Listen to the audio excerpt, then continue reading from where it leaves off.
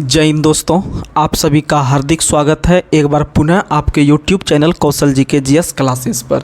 तो हम लोग एक लंबे दिन के बाद, मतलब समझिए कि बहुत दिनों के बाद आज हम लोग पुनः एक दूसरे के बीच रूबरू हो रहे हैं और हमें यह बिल्कुल खुशी महसूस हो रही है कि इतने दिनों के बाद आए, लेकिन एक बेहतरीन कंटेंट और एक तरह से बहुत सारे एग्ज़ाम को मद्देनज़र रखते हुए आज पुनः हम लोग आप लोगों के बीच उपस्थित हुए हैं और आप लोग को यह भरोसा दिलाते हैं कि अब आपके आगे जितना भी आगे एग्ज़ाम होगा, चाहे NTPC का एग्ज़ाम हो या फिर आपका ग्रुप डी का एग्ज़ाम हो या फिर बिहार के अंतर्गत आपका जितना भी एग्ज़ाम हो, बिहार CGL, बिहार दरोगा, बिहार पुलिस का वैकेंसी आ चुका है। ठीक है, तो आप लोग एकदम अच्छे से तैयारी कीजिए। और साथ ही SSC GD में भी अभी बहुत सारे हमारे जो संपर्क के छात्र थे उनका भी सिलेक्शन, फाइनल सिलेक्शन हुआ है, जो कि मतलब कि समझिए कि वो लगातार बन के इस चैनल से लाभ उठा रहे थे। तो आप लोग भी इसी तरह लगातार बनकर रहिए और अपने माता पिता का नाम रोशन कीजिए। तो चलिए बिना कोई समय गवाए आज पुनः आप लोगों के बीच हम एक से एक कंटेंट ला रहे हैं और हम आशा करते हैं कि आप लोग पूरा वीडियो देखने का प्रयास कीजिएगा। अगर आपको वीडियो पसंद आए तो आप लोग जरूर लाइक, शेयर एवं सब्सक्राइब कीजिएगा अपने दोस्तों में। तो चलिए आज का पहला सवाल जो है वो हम लोग लगभग गौतम बुद्ध के बारे में आज हम लोग जानने वाले हैं। ठीक है, गौतम बुद्ध एक और महावीर एक ऐसा टॉपिक है जो कि हर एक एग्जाम में प्रश्न देखने के लिए मिलता है। ठीक है, तो चलिए आज का पहला सवाल आप लोग से हम पूछते हैं कि गौतम बुद्ध का जन्म कब हुआ था। तो याद रखना है, गौतम बुद्ध का जन्म 563 ईस्वी पूर्व लुम्बिनी में हुआ था। कहाँ में हुआ था? लुम्बिनी। और वर्तमान में लुम्बिनी नेपाल में है। कहाँ में है? नेपाल में है। और याद रखिएगा इनका जन्म 563 ईसा पूर्व में हुआ था। और लुम्बिनी अगर रहेगा ऑप्शन में तो सही है, नहीं तो कपिलवस्तु रहेगा। क्या रहेगा? कपिलवस्तु। और यह दोनों चीज़ वर्तमान में नेपाल में है। और नेपाल में याद रखिएगा जब नाम आता है तो नेपाल का संविधान 2015 में लागू हुआ। और नेपाल एक ऐसा देश है जिसका कि आपका चिन्ह जो है वह दोहरे त्रिभुज के रूप में है। और याद रखिएगा नेपाल की राजधानी काठमांडू है। काठमांडू बागमती नदी के किनारे है। और काठमांडू में ही याद रखिएगा पशुपतिनाथ की मंदिर है। और वह पशुपतिनाथ की मंदिर भगवान शिव को समर्पित है। ठीक है, तो आप इतना सब चीज़ कंटेंट याद रखने का प्रयास कीजिएगा। आगे बढ़ते हैं। अगला सवाल आप लोग को बताना है, महात्मा बुद्ध ने महापरिनिर्वाण कहाँ प्राप्त किया था। तो महापरिनिर्वाण या निर्वाण का मतलब होता है उनका देहांत हो जाना, उनका मृत्यु हो जाना। तो महापरिनिर्वाण जो प्राप्त किए थे वो कुशीनगर में। कहाँ प्राप्त किए थे? कुशीनगर। और वर्तमान में जो कुशीनगर है वह भारत के उत्तर प्रदेश राज्य में है। किस राज्य में है? उत्तर प्रदेश राज्य में है। और बिहार से हम लोग संबंध रखते हैं। बिहार के याद रखिएगा बोधगया में इनको ज्ञान की प्राप्ति हुआ था। ठीक है, तो तीन जगह तीन चीज़, नेपाल में जन्म हुआ था लुम्बिनी में, और बिहार के बोधगया में जो है कि उनको ज्ञान की प्राप्ति हुआ था, और उत्तर प्रदेश के जो है कि आपका किस स्थान पर, तो उत्तर प्रदेश के कुशीनगर स्थान पर उनको निर्वाण की प्राप्ति, जिसको महापरिनिर्वाण। ऐसे हम निर्वाण के संदर्भ में तीन चीज़ देखते हैं। एक होता है महापरिनिर्वाण जो मृत्यु बोल दिए, एक होता है गृह त्याग। गौतम बुद्ध ने जब गृह त्याग किया था तो उनको क्या कहा गया था? तो उनको महाविनिष्क्रमण कहा गया था। महाविनिष्क्रमण कहा गया था। और जब उनको क्या कहते हैं, जब वो उपदेश दिया था पहली बार तो वह उस उपदेश को धर्मचक्र परिवर्तन कहा गया। ठीक है, तो आप लोग ये तीन चीज़ याद रखिएगा। चलिए आगे बढ़ते हैं। अगला सवाल, गौतम बुद्ध ने किस स्थान पर अपना पहला उपदेश दिया था। तो गौतम बुद्ध ने अपना पहला उपदेश उत्तर प्रदेश के सारनाथ में दिया था, याद रखिएगा। ठीक है, अगला क्वेश्चन, गौतम बुद्ध की माता किस वंश से संबंधित थी। तो गौतम बुद्ध की गौतम बुद्ध की जो माता थी वो चोली वंश से थी। किस वंश से? चोली वंश। देखिएगा गौतम बुद्ध के पिता जो थे वो शाक्य कुल के थे। ठीक है, गौतम बुद्ध के पिता जो थे शुद्धोदन वो शाक्य कुल के थे, लेकिन उनकी माता जो थी आपके उनका संबंध किस वंश से था? तो याद रखिएगा चोली वंश, या कहीं कहीं कोली वंश भी देता है, तो आपको ऑप्शन एक ही रहेगा। आगे बढ़ते हैं। अगला क्वेश्चन आप लोग को बताना है, बुद्ध कौशाम्बी जब आए थे तो उस समय वहाँ के राजा कौन थे। तो कौशाम्बी जो है वह भी उत्तर प्रदेश में है। और याद रखिएगा उस समय वहाँ के राजा हुआ करते थे उदायीन। कौन हुआ करते थे? उदायीन हुआ करते थे। उदायीन हुआ करते थे बुद्ध जब कौशाम्बी आए थे। कहाँ आए थे? कौशाम्बी। ठीक है, याद रखिएगा। आगे बढ़ते हैं। अगला क्वेश्चन, किस शासक के शासनकाल में चतुर्थ बौद्ध संगति का आयोजन कश्मीर में हुआ था? तो आप लोग को बता दें कुल 4 बौद्ध संगतियां हुआ है। कितने बौद्ध संगति? कुल 4 बौद्ध संगति हुआ है। 4 में से याद रखिएगा, आपको रिवीजन करवा देते हैं। क्वेश्चन पूछता है कब कब हुआ है, किसके शासनकाल यानी कि उस समय राजा कौन हुआ करते थे, और उसके अध्यक्ष किसे बनाया गया था, और किस किस जगह हुआ था, किस किस जगह हुआ था। ये चारों चीज़ यानी 4 चौके 16 चीज़ आपको याद रखना पड़ेगा। तो आप एक ट्रिक याद रखिएगा, सबसे पहले किस किस शहर में हुआ था। तो शहर का नाम में आप ट्रिक याद रखिएगा, रोआके व राव पोकपक, रावपक, रोआके व राव पोकपक, रावपक। रावपक जो है वह शहर का नाम है, कहाँ कहाँ पे हुआ था, ठीक है, वो लोकेशन का नाम है। तो आप ऐसे याद रखिएगा, रोआके व राव पोकपक 1 2 3 4 यानी पहला, दूसरा, तीसरा, चौथा। तो रो से पहला राजगीर, कहाँ हुआ था? राजगीर। और वो से दूसरा वैशाली, ये वैशाली भी बिहार में है और राजगीर भी बिहार में है, ठीक है। और तीसरा जो हुआ था वो प से पाटलिपुत्र, ये भी अपना बिहार में है, ठीक है। और चौथा जो हुआ था आपका कुंडल वन, और कुंडल वन जो है वह कहाँ में है? तो वह जम्मू कश्मीर में है, ठीक है। कुंडल वन जो है वह जम्मू कश्मीर में, यानी रावपक से आपका कहानी क्लियर हो गया होगा कहाँ कहाँ हुआ है। अब बात करते हैं कि कब कब हुआ था। तो पहला हुआ था 483 ईस्वी पूर्व में, और दूसरा उसमें 100 साल माइनस कर लीजिएगा तो दूसरा मिलेगा 383 ईस्वी पूर्व, यानी 2 का कहानी क्लियर। 483 और फिर 383, ठीक है। उस समय घटते हुए आ रहा था, क्योंकि ईसा पूर्व जो रहता है वो घटते हुए आता है, और इस तरह घटते घटते जब 33 ईसा पूर्व तक आएगा तब वहाँ से फिर से आपका प्लस में जाएगा, 1 से स्टार्ट होगा, ठीक है। आगे बढ़ते हैं। और तीसरा हुआ था 247 ईस्वी पूर्व, और चौथा हुआ था प्रथम शताब्दी में। चौथा कब हुआ था? प्रथम शताब्दी। तो आपको पहला, दूसरा, तीसरा, चौथा रटना नहीं है, माइंड में रिकॉल करना है, इमेजिंग करना है। 483, फिर 383, फिर 247 और फिर प्रथम शताब्दी, ठीक है। ये हो गया आपका शहर, सॉरी जगह, मतलब ईस्वी। उसके बाद अगर बात करते हैं कि किस किस के शासनकाल यानी उस समय राजा कौन हुआ करते थे, तो इसके लिए एक ट्रिक याद रखिएगा, अका अक, अका अक यानी ओ को अक, अका और फिर ओ को अक, यानी पहला हुआ था आपका अजात शत्रु के काल में, फिर को आकर से दूसरा हो जाएगा कालाशोक के काल में, और तीसरा हो जाएगा ओ से अशोक के काल में, और चौथा हो जाएगा क से कनिष्क, जो अभी हम पूछे थे पहले सवाल की चौथा बौद्ध संगति किसके शासनकाल में, तो कनिष्क के काल में हुआ था, ठीक है। और अगर आपसे क्वेश्चन पूछेंगे कि उस समय चारों के समय अध्यक्ष कौन थे, अध्यक्ष कौन थे, तो आप इसके लिए एक ट्रिक याद रखिएगा, माल सब मस्त बा, ठीक है, माल सब मस्त बा, यही ट्रिक याद रखिएगा। माल सब, माल से हो जाएगा पहला, सब से हो जाएगा दूसरा, मस्त से हो जाएगा तीसरा, और बा से हो जाएगा चौथा। तो अब इसको हम डिफाइन करते हैं। तो माल से पहला हो जाएगा महाकश्यप, क्या हो जाएगा? महाकश्यप पहला का। और माल सब, दूसरा सब यानी सभाकामी, कौन हो जाएगा? सभाकामी। और तीसरा याद रखिएगा, पहला माल सब फिर मस्त, और तीसरा जो हो जाएगा मस्त से याद रखिएगा मोगली पुत्तीस, क्या याद रखिएगा? मोगली पुत्तीस। और चौथा बा से वसुमित्र, क्या बोलिएगा? वसुमित्र हो गया आपका चौथा। और इसके उपाध्यक्ष कौन थे चौथा के? अश्वघोष, कौन थे? अश्वघोष। ये आप इतना चीज याद रखिएगा, ठीक है। चलिए आगे बढ़ते हैं। अगर आप ये कॉपी में नोट डाउन करके रखिएगा ना, तो ये सब क्वेश्चन ब्रांडेड है, आता ही आता है एग्जाम में। और आप जब नहीं बनाइएगा और दूसरा लड़का बनाएगा तो मेरिट उसका बनेगा, आपका नहीं बनेगा। इसीलिए हर एक क्वेश्चन को आपको अच्छे तरीक़ा से अपने जहन में उतारना है और एग्जाम में जाके धुआं उड़ाना है। चलिए आगे बढ़ते हैं। अगला क्वेश्चन आप लोग को बताना है कि किस राजवंश के अभिलेख से इस परंपरा का समर्थन होता है कि लुम्बिनी शाक्य मुनि बुद्ध का जन्म स्थान था। कहने का मतलब हमको ये चीज़ तो पता है पूरे दुनिया को कि गौतम बुद्ध का जन्म लुम्बिनी में हुआ है, ये बच्चा बच्चा जानता है, लेकिन आखिर ये किस अभिलेख से हमको प्राप्त हुआ है। ऐसा चीज़, अभिलेख का मतलब होता है जो कि बहुत पुराने समय में लिखा गया था, उसका ऐतिहासिक चीज़ है जो हम पढ़ पा रहे हैं, जिससे कि हमें साक्ष्य प्राप्त हुआ है कि ऐसा ऐसा चीज़ हुआ था।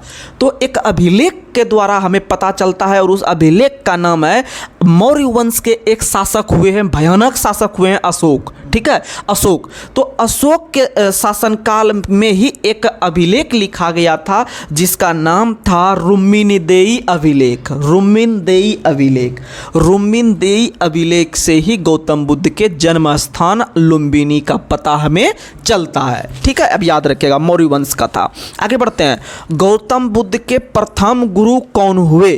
तो गौतम बुद्ध के प्रथम गुरु अलार कलाम हुए। कौन हुए? अलार कलाम। अलार कलाम। गौतम बुद्ध के प्रथम गुरु कौन हुए? अलार कलाम हुए। आप लोग याद रखिएगा, अगर आपसे क्वेश्चन पूछे गौतम बुद्ध के गुरु का क्या नाम था या प्रथम गुरु का क्या नाम था, तो आप लोग बता दीजिएगा अलार कलाम। ठीक है, आगे बढ़ते हैं। अगला क्वेश्चन आप लोग को बताना है, बोधगया में महाबोधि मंदिर क्यों बनाया गया? बोधगया सबसे पहले बिहार में है। ठीक है, और बोधगया में ही महाबोधि मंदिर है। महाबोधि का मतलब है महात्मा बुद्ध को बुद्धि प्राप्त हुआ, यानी ज्ञान की प्राप्ति हुआ। तो आप आंसर बता सकते हैं कि जहां पर गौतम बुद्ध को ज्ञान की प्राप्ति हुआ उसी जगह पे महाबोधि मंदिर का निर्माण किया गया। और आगे चल के आपको पता चलेगा कि यही महाबोधि मंदिर को, या फिर वहाँ पर एक आपके शासक हुए थे शशांक, उन्होंने ही जो है कि उनको ध्वस्त वगैरह या कटवा दिया था महाबोधि वृक्ष को। ये क्वेश्चन भी आता है एग्जाम में कि महाबोधि वृक्ष जो था, यानी जिस वृक्ष के नीचे गौतम बुद्ध को ज्ञान की प्राप्ति हुआ था, उस वृक्ष को कटवाने वाला शासक कौन था? तो शशांक था। कौन था? शशांक। आगे बढ़ते हैं। अगला क्वेश्चन बताना है, अगला क्वेश्चन आप लोग को बताना है। अगला क्वेश्चन बताइएगा कि महात्मा बुद्ध का महापरिनिर्वाण किसके गणतंत्र में हुआ था? महापरिनिर्वाण का मतलब मृत्यु। मृत्यु जो हुआ था महात्मा बुद्ध की मृत्यु वह मल्लों के शासनकाल में हुआ था। ठीक है, मल्ल राजा के यहाँ हुआ था। ठीक है, याद रखिएगा मल्ल राजा के यहाँ हुआ था। चलिए आगे बढ़ते हैं। अगला क्वेश्चन आप लोग को बताना है। अगला क्वेश्चन, हीनयान अवस्था का विशालतम एवं सर्वाधिक विकसित शैलचित्रित चैत्य कहाँ स्थित है?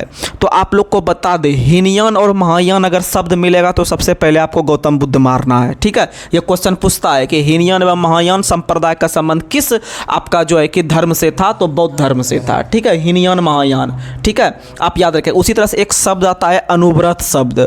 अनुव्रत शब्द जो है ना वो जैन धर्म से है। ये सब क्वेश्चन आता है एग्जाम में। ठीक है, तो हीनयान अवस्था जो था और महायान अवस्था जो था यह गौतम बुद्ध से संबंधित था, लेकिन हीनयान संप्रदाय का विशालतम जो एक चैत्य यानी एक गुफा बना हुआ है उसका नाम क्या है? तो याद रखिएगा महाराष्ट्र के कार्ले का चैत्य। ये प्रश्न एनटीपीसी में पूछा हुआ था। पिछले बार का क्वेश्चन 2019-20 में जो एग्जाम हुआ था तो उसमें पूछा हुआ क्वेश्चन था कि किस राज्य में कार्ले का चैत्य स्थित है?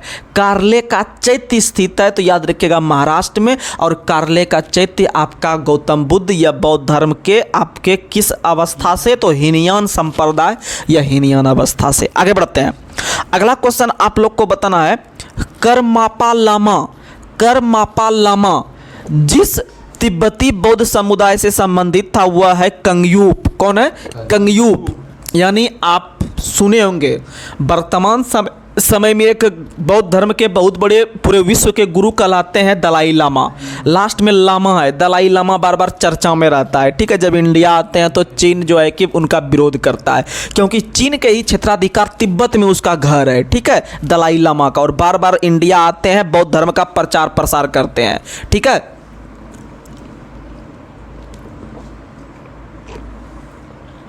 तो दलाई लामा उसी से मिलता जुलता एक व्यक्ति का नाम है करमापा लामा। लामा टाइप का जब नाम आएगा तो आपको समझना ये बौद्ध धर्म से संबंधित है। और बौद्ध धर्म के लिए बहुत फेमस जगह था तिब्बत। कौन सा जगह था? तिब्बत। और जानते हैं, एक याद रखेगा राजधानी भी आप लोग याद रखने का प्रयास कीजिए। अक्सर एग्जाम में राजधानी पूछता है। ठीक है, राजधानी। तो तिब्बत की राजधानी कहाँ है? अगर आपसे क्वेश्चन पूछेगा तो मारिएगा लहासा। तिब्बत की राजधानी कहाँ है? लहासा। और लहासा का उपनाम भी याद रखिएगा। लहासा का उपनाम है आपका क्या? तो निषिद्ध शहर। क्या नाम है? निषिद्ध शहर। निषिद्ध शहर के नाम से किस शहर को जानते हैं? तो तिब्बत की राजधानी लहासा को। और तिब्बत में जो दलाई लामा का निवास स्थान है उसका नाम है पोटाला हाउस। क्या नाम है? पोटाला हाउस नाम है, याद रखिएगा। ठीक है, ये सब क्वेश्चन आता है। तो अगर आपसे क्वेश्चन पूछेगा कर्मापा लामा किस बौद्ध धर्म से संबंधित है, तो बोलिएगा कंगयूप से व्यक्ति संबंधित है। आगे बढ़ते हैं। अगला क्वेश्चन आप लोग को बताना है, गौतम बुद्ध के जन्म का प्रतीक चिन्ह क्या था। क्वेश्चन पूछता है तो गौतम बुद्ध के जन्म का प्रतीक चिन्ह था कमल एवं साढ़। क्या नाम था? कमल एवं साढ़। लेकिन गौतम बुद्ध के गिरि त्याग का प्रतीक चिन्ह क्या था? तो गिरि त्याग मतलब घोड़ा पे चढ़ के वो त्याग किए थे, घर से गए थे, यानी कि गौतम बुद्ध के गिरि त्याग का प्रतीक चिन्ह घोड़ा। क्या था? घोड़ा। और जन्म का कमल एवं साढ़, कमल एवं साढ़। ठीक है। वहीं अगर क्वेश्चन पूछेगा कि गौतम बुद्ध के निर्माण का प्रतीक चिन्ह क्या था। निर्माण का मतलब जब उनका देहांत हुआ था तो निर्माण का प्रतीक चिन्ह था पद चिन्ह। क्या नाम था? पद चिन्ह। क्या नाम था? पद चिन्ह। यानी निर्माण होने के बाद उनका जो आपका शरीर का जो अंग था वो 8 जगह गिराया गया था और उसी 8 जगह जो है कि स्तूप का निर्माण करवाया गया था। ठीक है। जिसमें से आप लोग को पता है कि पूरे विश्व प्रसिद्ध है शांति स्तूप। आप लोग नाम सुने होंगे, शांति स्तूप नाम सुने होंगे, सांची का स्तूप का नाम सुने होंगे। ठीक है। तो ये सब आपका बौद्ध धर्म से याद रखें, जो कि अशोक ने बनाया था। सांची का स्तूप मध्य प्रदेश में है। ठीक है। जो कि आपका ये कितना रुपया के नोट पे है सांची का स्तूप? तो सांची का स्तूप जो है वह आपका देखिए, रिवीजन कर लीजिए। मंगलयान है 2000 रुपया पे, लाल किला है 500 पे और 200 पे है सांची। 200 पे है सांची। और 100 रुपया के नोट पे क्या है? तो रानी की बॉब है। और 50 रुपया के नोट पे क्या है? तो हम्पी, जो कि कर्नाटक में है। ठीक है। आगे बढ़ते हैं। अगला क्वेश्चन आप लोग को बताना है, गौतम बुद्ध के ज्ञान का प्रतीक चिन्ह क्या है? तो ज्ञान मतलब कहाँ प्राप्त हुआ था? पीपल, पीपल वृक्ष या बोधि वृक्ष जो बोल सकते हैं। यानी कि जन्म का अगर पूछेगा तो जन्म का प्रतीक चिन्ह जो था, जन्म का जो प्रतीक चिन्ह था वो क्या था? तो जन्म का कमल एवं साढ़, गृह त्याग का घोड़ा, निर्माण का पद चिन्ह और ज्ञान का पीपल। ज्ञान का पीपल। आगे बढ़ते हैं। देखिएगा, सबसे पहले अब हम पीटक के बारे में चर्चा करते हैं। पीटक जो है, सबसे पहले अगर क्वेश्चन पूछेगा कि पीटक शब्द जो है उसका संबंध किस धर्म से है, तो बताइएगा बौद्ध धर्म से। किस धर्म से है? बौद्ध धर्म से। पीटक शब्द का संबंध किस धर्म से है, तो बताइएगा बौद्ध धर्म से है। और पीटक जो है वो 3 प्रकार के पीटक है। सूत पीटक, विनय पीटक, अभिधम पीटक। ये 3 प्रकार के पीटक हैं और तीनों प्रकार के पीटक अलग अलग चीज़ की जानकारी हमें प्राप्त करवाता है। तो तीनों के बार रिकॉल कर देते हैं। तो विनय पीटक जो है वह नियम कानून, संघ संबंधी नियम कानून विनय पीटक। नियम कानून कौन करवाता है? विनय पीटक। और बौद्ध धर्म के सिद्धांत एवं उपदेश का संग्रह सूत पीटक। सूत पीटक। ठीक है। और सूत पीटक के रचयिता पूछता है तो बताइएगा आनंद। सूत पीटक के रचयिता कौन है? आनंद है। ठीक है। और अगर आपसे क्वेश्चन पूछेगा कि अभिधम पिटक में किसकी चर्चा है, तो अभिधम पिटक में बौद्ध धर्म के दार्शनिक सिद्धांतों का संग्रह है। दार्शनिक सिद्धांतों का संग्रह अभिधम पिटक, अब बौद्ध धर्म के सिद्धांत एवं उपदेशों का संग्रह सूत पिटक और संघ संबंधी नियम विनय पिटक। ठीक है। आगे बढ़ते हैं। अगला क्वेश्चन आप लोग को बताना है, अगला क्वेश्चन आप लोग बताइएगा कि बौद्ध धर्म में बोधिसत्वों के गुणों के चरमोत्तरण की स्थिति को क्या कहा गया। यानी कहने का मतलब है कि बौद्ध धर्म में बोधिसत्व, बोधिसत्व का शब्द का संबंध भी बौद्ध धर्म से है। ठीक है। कि कुछ गुण का स्थिति, यानी कहने का मतलब अगर जब आप बौद्ध धर्म को अपनाते हैं तो उसमें बहुत सारे नियम कानून की चर्चा थी। जिसका एज कम से कम 15 वर्ष हो वही बौद्ध धर्म को अपना सकता है, मिनिमम एज। ठीक है। और भी बहुत सारा क्राइटेरिया था। तो उसी तरह में उस स्थिति को क्या कहा गया, तो उसको परमिता कहा गया। और जानते इतना डिटेल नहीं पूछेगा, लेकिन ये जरूर पूछ सकता है कि परमिता शब्द का संबंध किस धर्म से है, तो ये बौद्ध धर्म से है। ठीक है। और हीनयान महायान शब्द का संबंध भी किससे है? बौद्ध धर्म से। त्रिपिटक शब्द का संबंध भी किससे है? बौद्ध धर्म से। कार्ले का चैत्य जो महाराष्ट्र में स्थित है वो भी किससे संबंधित है? वो भी बौद्ध धर्म से संबंधित है। तो ये सब प्रश्न पूछता है एग्जाम में। ठीक है। कार्ले का चैत्य, चैत्य शब्द का संबंध भी जो है कि आप बौद्ध धर्म से मारिएगा। आगे बढ़ते हैं। अगला क्वेश्चन आप लोग को बताना है, ब्राह्मण परंपरा या वैदिक धारा से बाहर नास्तिक धारा को मानने वाली परंपरा कौन थी? तो ये वो था श्रमण परंपरा। श्रमण परंपरा यानी ब्राह्मण परंपरा या वैदिक परंपरा से बाहर जब नास्तिक, नास्तिक का मतलब होता है जो भगवान में आपका विश्वास नहीं रखता है, और जो भगवान में विश्वास रखता करता है उसको आस्तिक कहा जाता है, और जो भगवान में विश्वास नहीं रखता है उसको जो है कि नास्तिक कहा जाता है। तो नास्तिक धारा को मानने वाली परंपरा कौन था? तो बौद्ध धर्म में, याद रखेगा, श्रामण परंपरा। ठीक है, आगे बढ़ते हैं। अगला क्वेश्चन बताना है, बौद्ध धर्म में परिवारजक किसे कहा जाता था? बौद्ध धर्म में परिवारजक किसे कहा जाता था? समझिएगा, वह सन्यासी या वह त्यागी जो सदैव भ्रमण करता हो। यानी बौद्ध धर्म के प्रचार प्रसार के लिए जो व्यक्ति सदैव भ्रमण करता हो उसी को कहा गया परिवारजक। क्या कहा गया? परिवारजक कहा गया, परिवारजक कहा गया। आगे बढ़ते हैं। अगला क्वेश्चन, सन्यासी के उच्चतम श्रेणी को क्या कहा जाता था? यानी बौद्ध धर्म में जितने भी सन्यासी हुए उसमें सबसे हाई ग्रेड के जो सन्यासी हुआ करते थे, टॉप लेवल के, उसको अलग नाम से जाना जाता था जिसका नाम था परमहंस। क्या नाम जाता था? परमहंस। और ये सब क्वेश्चन आपको पढ़ना पड़ेगा भैया इस लेवल से, क्योंकि आगे दिन ब दिन कंपटीशन बढ़ रहा है। ठीक है, तो हम इजी से इजी और हाई से हाई प्रश्न आप लोगों के बीच कर रहे हैं, तो आपका अच्छा से रिवीजन हो रहा है। ठीक है, चलिए आगे बढ़ते हैं। अगला क्वेश्चन आप लोग को बताना है कि आप लोग को रिवीजन कर लीजिएगा कि सन्यासी में सबसे उच्चतम ग्रेड के सन्यासी को क्या कहा जाता था? परमहंस। ठीक है, आगे बढ़ते हैं। बौद्ध धर्म में त्रिरत्न का अर्थ क्या होता था? तो बौद्ध धर्म संघ। ठीक है, यानी त्रिरत्न शब्द का संबंध किससे है? तो बौद्ध धर्म, देखिए त्रिरत्न का संबंध बौद्ध धर्म से भी है, जैन धर्म से भी है। लेकिन अगर आपसे क्वेश्चन पूछेगा कि त्रिरत्न शब्द का संबंध किससे है और ब्रैकेट में वो देगा, ब्रैकेट में जब देगा बौद्ध धर्म संघ, तो आपको तब जाना है बौद्ध धर्म के पास साथ। ठीक है, अगर ये नहीं रहेगा आपको तब दूसरा आ जाएगा, तो वो आप जाइएगा तब जैन धर्म के साथ। ठीक है, आगे बढ़ते हैं। अगला क्वेश्चन बताना है कि विनय पिटक का संकलन, विनय पिटक का संकलन किसके द्वारा किया गया था? तो अभी तुरंत आपको त्रिपिटक बताए थे, त्रिपिटक में से आपको एक बताए थे सुत्त पिटक। सुत्त पिटक की रचना आनंद ने किया था, और विनय पिटक का रचना पूछ रहा है किसने किया था? तो विनय पिटक का रचना उपाली किया था। कौन किया था? उपाली। और एक आपका बच गया क्या? तो एक बच गया आपका अभिधम पिटक। अभिधम पिटक के रचयिता कौन थे? मोगलीपुत्तिस थे। अभिधम पिटक के रचयिता कौन थे? मोगलीपुत्तिस थे। और वही मोगलीपुत्तिस जो कि आपका तीर्थ बौद्ध संगति के अध्यक्ष थे।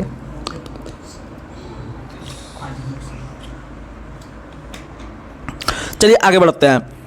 अगला क्वेश्चन आप लोग को बताना है कि अश्वघोष, बुद्ध घोष, वसुमित्र और नागा अर्जुन में से कौन बौद्ध धर्म ग्रंथों का महान टीकाकार था? तो वो था कौन? तो याद रखिएगा वो बुद्ध घोष था। कौन था? बुद्ध घोष। कितना मस्त क्वेश्चन है, सब इसमें मार देता आपका बुद्ध घोष, पहले ऑप्शन छटता लेकिन वही आंसर है। यानी अश्वघोष, बुद्ध घोष, वसुमित्र, नागा अर्जुन में कौन बौद्ध धर्म ग्रंथों का महान टीकाकार था? टीकाकार था तो सबसे मेन था बुद्ध घोष। कौन था? बुद्ध घोष। आगे बढ़ते हैं। भगवान बुद्ध ने जब भ्रमण पर निकले थे तो कितने प्रकार के आर्य सत्य का संपादन किया था? कुल 4 प्रकार का। कितने प्रकार का? यानी दुख, दुख समुदाय, दुख निरोध और दुख निरोध गामिनी प्रतिपदा। ये 4 प्रकार का जो है कि उन्होंने आर्य सत्य। क्वेश्चन पूछेगा बौद्ध धर्म में कितने आर्य सत्य की चर्चा है? 4। कितना है? 4 प्रकार के आर्य सत्य। और त्रिपिटक कितने हैं? 3। त्रिपिटक 3। और जो है कि अगर क्वेश्चन पूछेगा कि आपका जो है कि कितने प्रकार के क्या कहते हैं, कितने प्रकार के त्रिरत्न है? तो 3 प्रकार के त्रिरत्न है, बौद्ध धर्म संघ, और 4 प्रकार के आपके बौद्ध सभाएं भी हुए हैं, और 4 प्रकार के आर्य सत्य का भी है। ठीक है, और इसी में बौद्ध धर्म में ही अष्टांगिक मार्ग का भी उल्लेख किया गया है। अष्टांगिक मार्ग यानी अगर कोई व्यक्ति को अच्छा जिंदगी जीना है, और जब मरने के बाद कोई भी व्यक्ति सोचता है कि हमें जो है कि नरक नहीं मिले, हमें स्वर्ग मिले। ठीक है, तो उस स्वर्ग की प्राप्ति के लिए गौतम बुद्ध के उस अष्टांगिक मार्ग पे जो भी व्यक्ति चलते थे वो अच्छे मार्ग पर चलकर वो स्वर्गवास मतलब स्वर्ग प्राप्त करते थे। ठीक है, वो इसी को अष्टांगिक मार्ग कहा जाता था। यानी झूठ नहीं बोलना, बहुत सारा चीज़ था उसमें। तो ठीक है, तो कुल 8 प्रकार का जो है कि अष्टांगिक मार्ग वो भी बौद्ध धर्म से है। ठीक है, आगे बढ़ते हैं। अगला क्वेश्चन आप लोग को बताना है। अगला क्वेश्चन आप लोग बताइएगा, नव नालंदा विहार किसके लिए प्रसिद्ध है? तो नव नालंदा विहार जो है वह पाली अनुसंधान संस्थान के लिए प्रसिद्ध है। यानी आपको पता है कि गौतम बुद्ध की जो मतलब भाषा थी वो पाली थी। गौतम बुद्ध ने जो उपदेश दिए थे वो पाली भाषा में दिए थे। और पाली अनुसंधान संस्थान यानी ना होता है जैसे कि राष्ट्रीय भाषा अनुसंधान संस्थान होता है, विदेशी भाषा संस्थान होता है, जैसे कि राष्ट्रीय भाषा संस्थान मैसूर में है। ये सब क्वेश्चन स्टैटिक के तौर पे हम बताएंगे आपसे, ठीक है। राष्ट्रीय भाषा अनुसंधान संस्थान जो है वह आपका मैसूर में है, ठीक है। तो उसी तरीका से आपका पाली अनुसंधान संस्थान जो है वह आपका जो है कि वह कौन सा संस्था प्रसिद्ध है? तो वह नव नालंदा विहार प्रसिद्ध है, ठीक है, याद रखिएगा। आगे बढ़ते हैं। गौतम बुद्ध को, ये प्रश्न बहुत बार एग्जाम में देखने के लिए मिलता है और आगे भी मिलेगा, तभी तुरंत आप याद कीजिएगा। गौतम बुद्ध को एक देवता का स्थान किस राजा के समय प्राप्त हुआ? तो वही कनिष्क के काल में। किसके काल में? कनिष्क के काल में, याद रखिएगा। और कनिष्क ने ही भारत और चीन के बीच जो है कि आपका सिल्क मार्ग का प्रशस्त किया था, ठीक है। आगे बढ़ते हैं। बौद्ध धर्म दर्शन के लिए विश्व प्रसिद्ध नालंदा विश्वविद्यालय के संस्थापक कौन थे? कुमारगुप्त। कौन थे? कुमारगुप्त प्रथम, इसे अच्छा नाम है, याद रख लीजिएगा। नालंदा विश्वविद्यालय का स्थापना कुमारगुप्त ने करवाया था। वहीं आपका विक्रमशिला विश्वविद्यालय जो बिहार के ही भागलपुर डिस्ट्रिक्ट के अंतर्गत कालगांव के पास स्थित है, तो उसका स्थापना किसने कराया था? तो उसका स्थापना धर्मपाल ने कराया था, ठीक है। किसने कराया था? और उदंतपुरी विश्वविद्यालय भी बिहार में है जिसका स्थापना गोपाल ने करवाया था। किसने कराया था? और गोपाल जो थे वो किस वंश के संस्थापक थे? तो याद रखिएगा पाल वंश। पाल वंश के संस्थापक कौन थे? गोपाल थे। लेकिन पाल वंश का सबसे शक्तिशाली शासक धर्मपाल था, ठीक है, याद रखिएगा। और पाल वंश जो था यह मुख्यतः आपके बंगाल के क्षेत्र में, बंगाल, बिहार, उड़ीसा के क्षेत्र में डेवलप किया था। और पाल शासक जो थे वो सबसे अधिक पढ़े लिखे शासकों में टॉप लेवल पे थे, इसीलिए वो बहुत बड़े बड़े विश्वविद्यालय का स्थापना किए हैं, ठीक है, याद रखिएगा। आगे बढ़ते हैं। अगला क्वेश्चन आप लोग को बताना है, बुद्ध की खड़ी प्रतिमा किस काल में बनाई गई? कुषाण काल में। बुद्ध की खड़ी प्रतिमा किस काल में बनाई गई? कुषाण काल में बनाई गई। और कुषाण वंश के संस्थापक कौन थे? कुजुल कड़फिसेस। कुषाण वंश के संस्थापक कौन थे? कुजुल कड़फिसेस थे कुषाण वंश के संस्थापक। आगे बढ़ते हैं। अगला क्वेश्चन आप लोग को बताना है। अगला क्वेश्चन, बौद्ध संघ में भिक्षुणी के रूप में स्त्रियों के प्रवेश की अनुमति बुद्ध द्वारा किस शहर में दी गई? तो याद रखिएगा, आप लोग को बता दें कि भिक्षुणी संघ का स्थापना गौतम बुद्ध ने वैशाली में किया था। कहाँ में किया था? वैशाली में। और वैशाली में ही पहली बार स्त्रियों के प्रवेश की अनुमति दिया गया। यानी बौद्ध धर्म के प्रचार प्रसार के लिए पहले सिर्फ पुरुष रहते थे, लेकिन पहली बार किस शहर में उसको ऑर्डर दिया गया? तो वैशाली में दिया गया, ठीक है। कहाँ दिया गया? वैशाली। और वैशाली में ही भिक्षुणी संघ का स्थापना किया गया था। बहुत मस्त क्वेश्चन है। आगे बढ़ते हैं। संसार अस्थिर और क्षणिक है, यह कथन किस धर्म से है? तो बताइएगा, यह भी बौद्ध धर्म से है। यानी कहने का मतलब यह है कि ये जो पूरा संसार है ना, यह अस्थिर है, यानी अस्थिर नहीं है, यानी यह चलायमान है, अस्थिर है, ठीक है, यानी परमानेंट नहीं है ये, यानी हमेशा यह गतिशील है, हमेशा इसमें चेंजिंग देखने के लिए मिलता है। और यह एक क्षणिक है, यानी कहता है जिंदगी यार क्षण भर का जिंदगी है, जी लो अच्छा से, ठीक है। तो वही चीज़ गौतम बुद्ध कहते हैं कि संसार अस्थिर और क्षणिक है। तो आप ये चीज़ याद रखिएगा, यह किसका कथन है? यह बौद्ध धर्म का कथन है। और यहीं पर आपको हम तुरंत अपडेट कराना चाहते हैं आपको जैन धर्म से। जैन धर्म में सबसे फेमस गुरु हुए हैं महावीर, यानी कि तीर्थकर बोल सकते हैं, गुरु या नहीं बोल सकते हैं, तीर्थकर बोल सकते हैं, क्योंकि यह सवाल भी एग्जाम में पूछता है कि तीर्थकर शब्द का संबंध किस धर्म से है, तो वह भी जैन धर्म से, ठीक है। तो इसलिए आपको यहाँ से रिवीजन करना होगा। तो महावीर जो थे वो 24वें नंबर के तीर्थकर थे एवं सबसे महान तीर्थकर थे। तो उनके द्वारा ही कथन दिया गया था, जियो और जीने दो, जियो और जीने दो। यानी जब भी आप जैन मंदिर जाते होंगे ना, वहाँ लिखा हुआ रहता है आगे में जियो और जीने दो, ठीक है। तो यह कथन है जैन धर्म का। और यहाँ पर संसार अस्थिर और क्षणिक है, यह किसका कथन है? बौद्ध धर्म का कथन है, या फिर गौतम बुद्ध जो भी बोल सकते हैं। आगे बढ़ते हैं। विश्व का सबसे ऊंचा कहा जाने वाला विश्व शांति स्तूप बिहार में कहाँ पर स्थित है? राजगीर में। विश्व शांति स्तूप बिहार के राजगीर में है, बिहार के राजगीर में। और यही राजगीर में जब आप बिहार एसआई में सिलेक्शन पाइएगा तो यही बीपीए में, यानी कि आपको बिहार पुलिस एकेडमी में जो है कि आपको वहाँ पर आपको ट्रेनिंग दिया जाता है 1 साल का, ठीक है। आप हाँ, बीपीए राजगीर में। चलिए आगे बढ़ते हैं। अगला सवाल आपको बताना है, किस शासक द्वारा सर्वप्रथम पाटलिपुत्र को राजधानी के रूप में चयनित किया गया था? तो उदयन के द्वारा। किसके द्वारा? उदयन। और आपको बताए थे कि उदयन के काल में ही गौतम बुद्ध कौशाम्बी गया था। कहाँ गया था? कौशाम्बी गया था। ये पहले भी, ये क्वेश्चन बहुत फेमस है। 2 क्वेश्चन याद रखिएगा। गौतम बुद्ध को भगवान की उपाधि कनिष्क के काल में, और गौतम बुद्ध पाटलिपुत्र को राजधानी के रूप में किसने चयनित किया था? उदयन ने। ये दोनों सवाल आप याद रखिएगा। आगे बढ़ते हैं। अगला क्वेश्चन आप लोग को बताना है, सारनाथ, बोधगया, सांची और कुशीनारा में से वह स्तूप स्थल जिसका संबंध भगवान बुद्ध के जीवन के किसी घटना से नहीं रहा है वह कौन सा है? तो वह सांची है। कौन सा है? सांची। और सांची का स्तूप कहाँ है? मध्य प्रदेश में। सांची का स्तूप कहाँ है? ऐसे भी पता है कि सारनाथ में उन्होंने क्या दिया था? पहला उपदेश दिया था, बोधगया में ज्ञान की प्राप्ति हुआ था, और कुशीनगर में उनका देहांत हुआ था। यानी सांची से उससे संबंधित ज़्यादा हाईलाइट चीज़ नहीं है, लेकिन मध्य प्रदेश में सांची का जो स्तूप है वह आपका बनाया था अशोक ने, ठीक है, याद रखिएगा। यहाँ पर कोई घटना ज़्यादा नहीं हुआ था। आगे बढ़ते हैं। विक्रमशिला प्रसिद्ध है किसके लिए? तो कुछ देर पहले आपको बताए थे कि विक्रमशिला विश्वविद्यालय का स्थापना धर्मपाल ने बिहार के भागलपुर शहर में किया था, और वह भी तब किसके लिए? तो वह भी आपके बौद्ध धर्म के बहुत बड़े शिक्षा क्षेत्र के लिए थे, संबंधित थे, ठीक है, विक्रमशिला। और यह विक्रमशिला को ध्वस्त किसने कराया था? तो बख्तियार खिलजी ने कराया था। यह क्वेश्चन याद रखिएगा। आगे बढ़ते हैं। शून्यता का सिद्धांत का प्रतिपादन किस बौद्ध दार्शनिक ने किया था? तो शून्यता का सिद्धांत नागार्जुन ने किया था। और इसी नागार्जुन को भारत का आइंस्टीन कहा जाता है। भारत का आइंस्टीन कहा जाता है। तो चलिए, आज आपको गौतम बुद्ध या फिर बौद्ध धर्म से संबंधित आज के इस छोटे से टॉपिक में हम यहीं तक इसको रखते हैं। कल इसका दूसरा आपको शो प्राप्त होगा, कल दूसरा एपिसोड भी आएगा, तो आप लोग इसे देखने का प्रयास कीजिएगा। और लगातार अलग अलग प्लेलिस्ट अलग अलग सब्जेक्ट का बना दिया गया है। आप लोग वहां पर जाके प्लेलिस्ट में अलग अलग आप जो है कि सब्जेक्ट वाइज आप देख सकते हैं और उन्हें तैयारी को बेहतर बना सकते हैं। तब तक के लिए आपसे लेते हैं विदा। जय हिंद, जय भारत।